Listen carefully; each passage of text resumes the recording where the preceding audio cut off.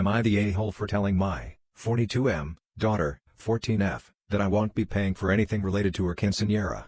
So me and my ex-wife have 4 kids, 21M, 20M, 19M, 14F.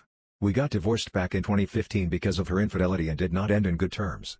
She has always tried to put an image of herself as well put off, but in reality she relies on a man who she doesn't even love and only wants for money. Our youngest recently told us that she wanted to throw a party for her 15th birthday.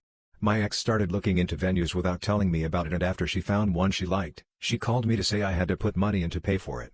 I obviously told her no because I had never agreed to it, and me and my current wife had already planned to throw my daughter a separate party which did not include her. I suggested that she throw another separate party for her to celebrate on her own with her side of the family, but she got mad and berated me for being a horrible father and not providing for our child. My daughter is mad at me for not paying for the venue and she won't speak to me. The last thing she said was that she didn't want the stupid party me and my wife wanted to do. I'm so confused and a bit upset at the fact that they got mad at me for something that I never consented to. Am I the a-hole for reaching out to the bride's moo behind the bride's back and almost getting the entire bridal party fired as clients? The bride, Rika, is super nice and undemanding. Her main request to the bridesmaids was having hair and makeup done by the same MUA, Rika paying, the morning of the wedding for the getting ready hangout.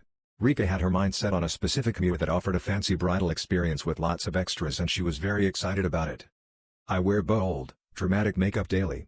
I had no issue sticking to Rika's very different preferred style for her wedding. However, over the last few years I had a number of painful reactions to makeup products and I was never able to figure out the trigger. If I immediately take makeup off, pain goes away in hours and discomfort fades in a few days. While reactions are rare, I now stick to specific makeup lines I know work for me. I asked Rika if she could ask the MUA what products they use, or I could do my own makeup while everyone else was getting theirs done, trying for the same look. But Rika just kept saying she had a reputable MUA that followed professional standards of hygiene, and that the makeup would be quite light. It seemed in her head, reactions could only happen with a shady MUA or heavy makeup. Rika said she could pay for me to have a trial done on the same day she'd have her so I don't have to worry. I agreed like a dumbass, then realized that didn't work, because if the MUA used a triggering product, I would still have a painful reaction just on a different day. I messaged Rika again, and had the same pointless conversations. The trial day was coming. I didn't want to just cancel. It made sense in my head to message the MUA with my question directly. Unexpectedly, the MUA straight up said she can't work on me for liability reasons as I cannot identify problem ingredients. Not even using products I name as safe. She also asked if the bride was aware. Turns out Rika had filled out a form that confirmed no one had known makeup sensitivities. I don't blame Rika, she signs medical and customs forms without reading them. But the MUA was enraged, she almost fired Rika as a client. 5 weeks ahead of the wedding, they worked it out. Phew, I haven't ever heard of a MUA with such forms or such a hardcore stance in general. Rika and her maid of honor since implied I was intentionally sabotaging so I could do my usual attention-grabbing makeup. I'm hoping that's Mo/bride stress talking and not what Rika really thinks of me. Several people told me I should have just risked it, considering my reactions, and the chance of them occurring in the first place, are relatively minor. The more people say this, the more I'm thinking maybe that is what is expected of a friend. Obviously my worst move was messaging the MUA directly. But I wasn't getting anywhere with Rika and I was afraid that she'd be mad if I just said I wasn't doing the MUA thing. Am I the a-hole for making my husband pay for a mistake out of his allowance? My husband and I have an allowance system that prevents a lot of arguments about incidental spending. Both of our salaries go into a joint account for all bills, investments, and agreed-upon purchases. The allowance is a smaller amount, $50 or $100/week, but always equal for each of us, that gets moved to separate accounts for each of us, with the understanding that we can spend this money on whatever, no permission needed. Usually it's spent on individual hobbies/splurges. This works well for us. Today, I was looking through my husband's credit card bill that I had used recently, with his permission, to make some travel arrangements. We don't keep any secret bills. This credit card is auto-paid from our joint account. I saw a $73 charge to YouTube and asked him about it. He said he didn't remember buying anything, so I dug further. Turns out he had subscribed to YouTube TV last December to watch a football game on a road trip and forgot about it. I had no idea because this was his YouTube account, his email notifications, his credit card. The total charges added up to about $675. I admit I was annoyed and made some short comments. You should always set a reminder to cancel these things. If you're responsible about checking your emails, this might not have happened. There is a history of him being irresponsible with bills and missing important emails. I manage almost all the finances. We're in good shape, but I hate the idea of waste. We weren't even utilizing that expensive subscription, he paid that money to watch one thing 10 months ago. I told him that to be fair he'd have to pay the $675 out of his fund money. He had more than enough in there because he was saving for a bigger hobby purchase. I canceled the subscription on his phone, then used the banking app on my phone to move the money from his allowance account back to the joint account. I probably should have asked him to move the money himself, but I was upset. I felt more calm after doing the dollar transfer because to me the matter was then settled. He got irritated and said he shouldn't have to pay out of his allowance for a simple mistake. I said everyone has to pay for their mistakes. That's how life works. Maybe I was harsh. But the wasted money was all on him. I don't see any better way to resolve it.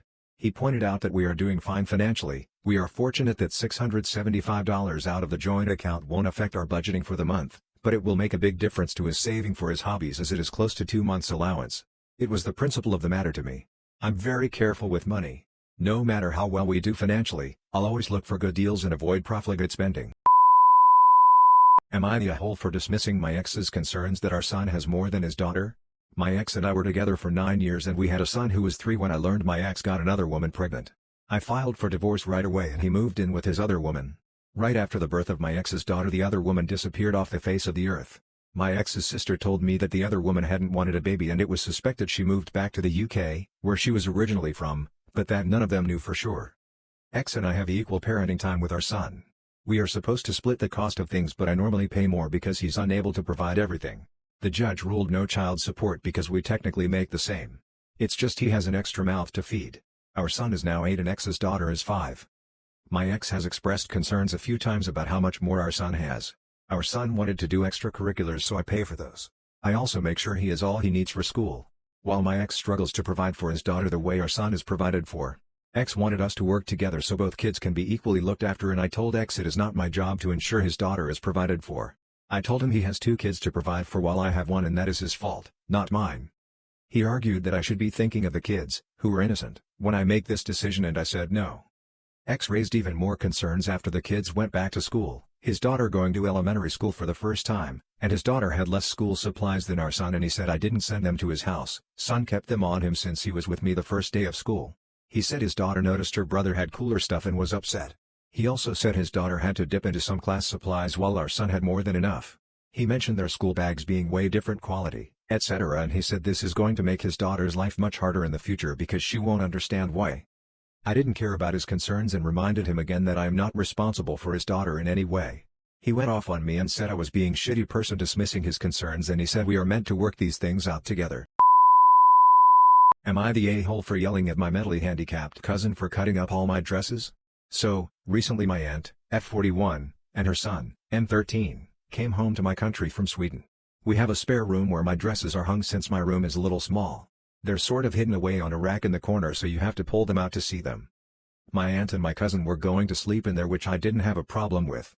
He's mentally handicapped, I don't really know what it is, and practically acts like a 7-year-old, which is a little annoying but I don't blame him or anything. When I woke up in the morning it was really hot and everyone was downstairs so I walked into the spare room to find a dress, only to find practically every single one with cuts and parts on the floor. I basically freaked out and instantly knew who it was since my aunt and mom wouldn't do something like that.